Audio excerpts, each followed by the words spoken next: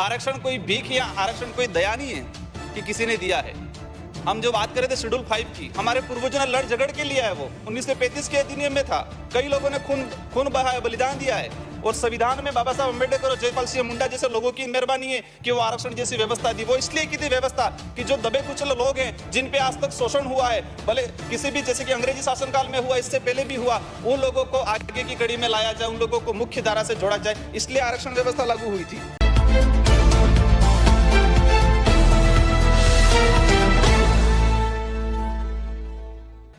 और अनुसूचित जाति या जनजाति से संबंध रखते हैं, उनको थोड़ा बोलने का अवसर प्रदान करें। आप भूमिका नहीं बनाए, सीधा बोले, आपको पूरा ही अवसर है। माननीय सभापति महोदय, मैं दक्षिणी राजस्थान के अरावली पर्वत श्रृंखला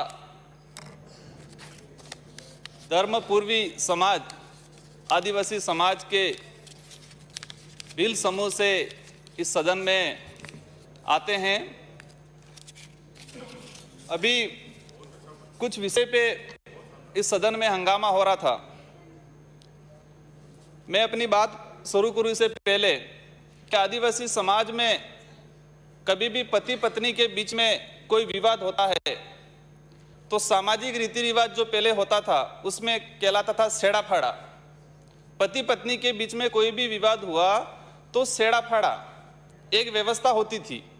वो सामाजिक अलिखित संविधान था, एक कानून था वो, और उसको अपना समाज मान्यता प्रदान करता था। और आज हम लोग कोर्ट में जाते हैं और वहां पर विभिन्न समाज या विभिन्न जातियों के लोग कोर्ट में तलाक के लिए अप्लाई करते हैं, और तलाक के लिए अप्लाई करते हैं, इसके बाद तलाक होता है। और सरकार ने भी विभिन्न भर्तियों में एक प्रावधान कर रखा है कि तलाकशुदा महिलाओं के लिए एक कोटा रखा है, उसमें कुछ सीटें रहती है। तो आज तक मैंने अभी पता लगाया कि आदिवासी समाज के थ्रू ये जितने परिवाद गए कोर्ट में, किसी भी परिवाद में तलाक नहीं हुआ। मतलब मेरा जो कहने का उद्देश्य है कि हिंदू विवाह अधिनियम 1955 की धारा 2 आदिवासी समाज पे लागू नहीं होती है। ये इससे सिद्ध होता है कि आदिवासी समाज वर्ण व्यवस्था या किसी धर्म व्यवस्था में नहीं आता है।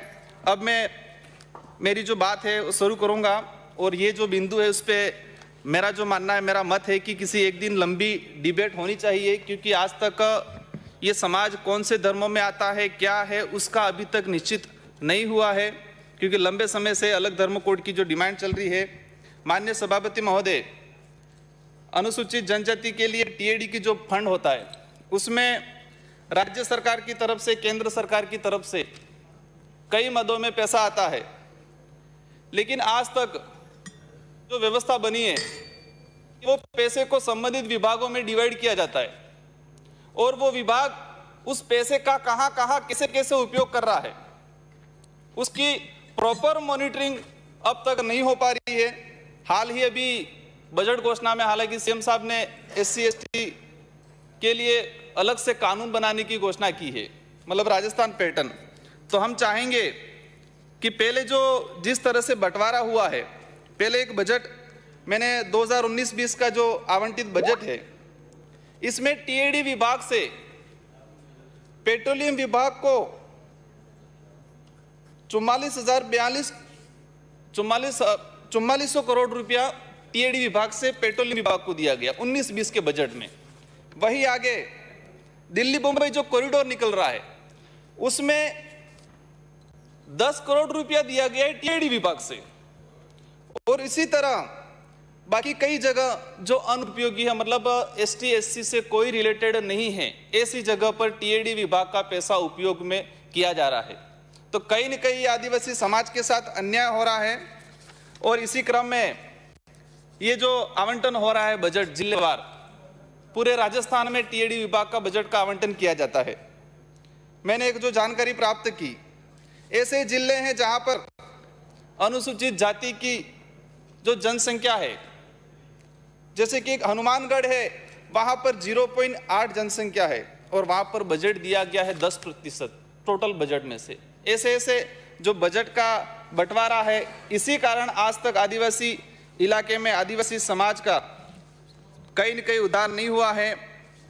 आगे अनुसूचित क्षेत्र में कानून व्यवस्था, जब हमारा देश आज़ाद नहीं हुआ इससे पहले अंग्रेजी शासनकाल था और अंग्रेजों ने भी इस इलाके में किस तरह कानून व्यवस्था बनाई जाए अपने प्रावधान किए थे। जैसे कि हम बात करते हैं अनुसूचित क्षेत्र शेड्यूल एरिया 5वीं अनुसूची, संविधान में प्रावधान है 244(1) के तहत।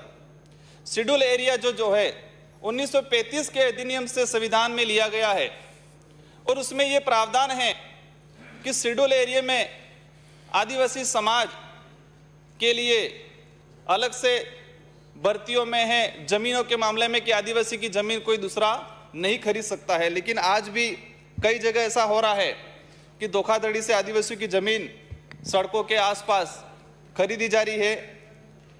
एक उस इलाके में एक दहेज में मुकदमे होते हैं। आप भी भली भांति जानते हो कि आदिवासी समाज में दहेज प्रथा होती ही नहीं है, वहां पर दापा प्रथा होती है। दहेज मतलब महिला की तरफ से मांगा जाता है, लेकिन आदिवासी समाज में आज तक दहेज प्रथा नहीं हुई है, वो है ही नहीं, प्रचलन में ही नहीं है। दाफा प्रथा होती है, उल्टा दूल्हे की तरफ से महिला वालों को दिया जाता है, वो गांव में प्रवेश करता है, उसी वक्त से वो सारा सिस्टम शुरू होता है। लेकिन उस इलाके में जितने भी जो दहेज वाले मामले हो रहे सारे के सारे जुड़े हो रहे हैं, सभी जानते हैं, लेकिन फिर भी लोगों को इसमें इन्वॉल्व कर करके ये जो किया जा रहा है। तो आपके माध्यम से विभाग को, मंत्री महोदय से अनुरोध है कि इसमें ऐसा कोई व्यवस्था की जाए। हम जान रहे हैं कि झूठे मामले हैं, इसके बावजूद भी हम लोग क्यों ये प्रचलन आगे जो बढ़ा रहे हैं। एक जो घटना हुई थी 2 अप्रैल भारत बंद के तहत आसपुर में जो कांड हुआ था, हम लोग कहते हैं कि छुआछूत भेदभाव होता है। भेदभाव हर स्तर पे होता है, कानूनी कार्रवाई में हो, किसी विभाग में हो, पदोन्नति में हो, हर जगह किया जाता है।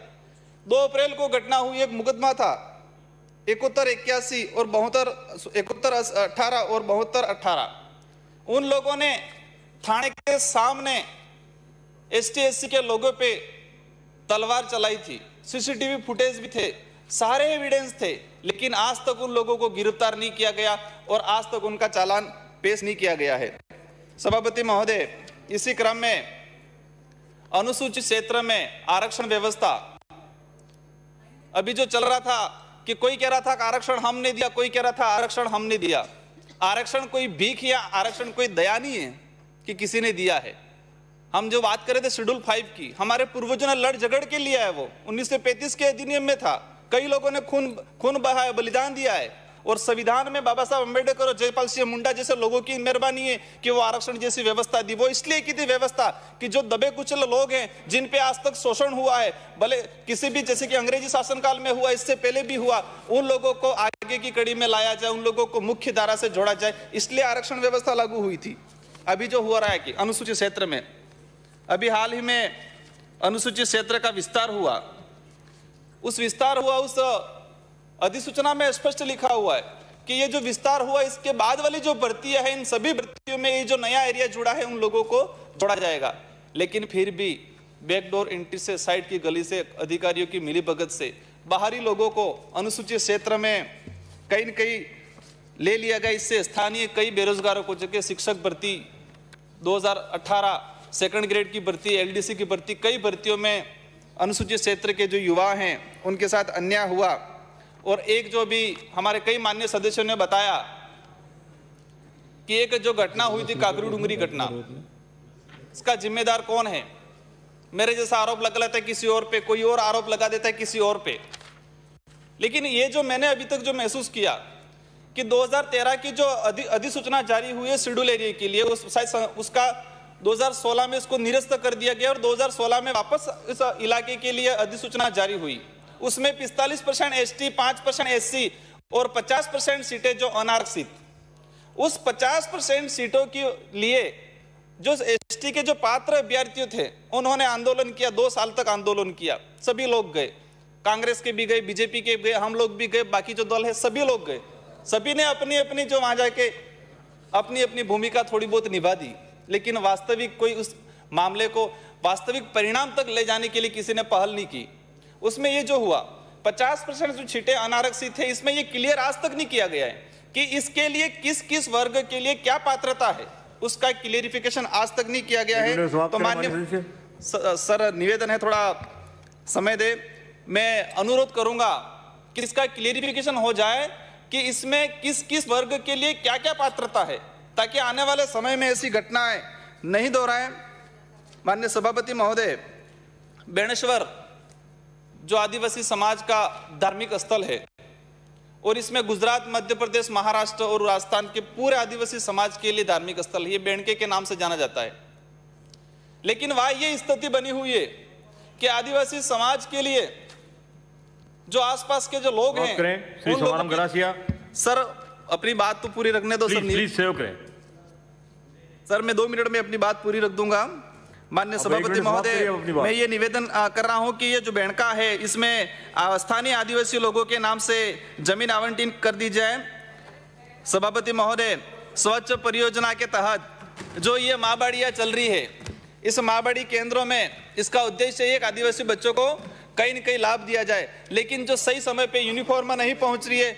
और अभी जो सीएम साहब ने जो माँबाड़ियों की घोषणा की है, तो हम चाहते हैं कि नियम के अनुरूप जो वास्तविक लोग पात्र हैं या जिस इलाके में जरूरत है उसी इलाके में खोली जाए। बिराजी अन्य सभापति महोदय, सीएम साहब चाह रहे हैं कि जीरो मैनेजमेंट कृषि की जाए, तो हम चाह रहे हैं कि टीएडी विभाग के थ्रू उस इलाके में जो पारंपरिक जो पुराने जो कुएं हैं उनका जीर्णोद्धार किया जाए, ताकि सीएम साहब का जो सपना है जीरो मैनेजमेंट कृषि।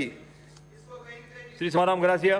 सभापति महोदय, अगर आप चाहते हैं गरीब हर वंचित इंसान की आवाज आप तक पहुंचे तो हमारे चैनल को सब्सक्राइब करें और बेल आइकन का बटन दबाना ना भूलें। देखते रहिए बहुजन न्यूज।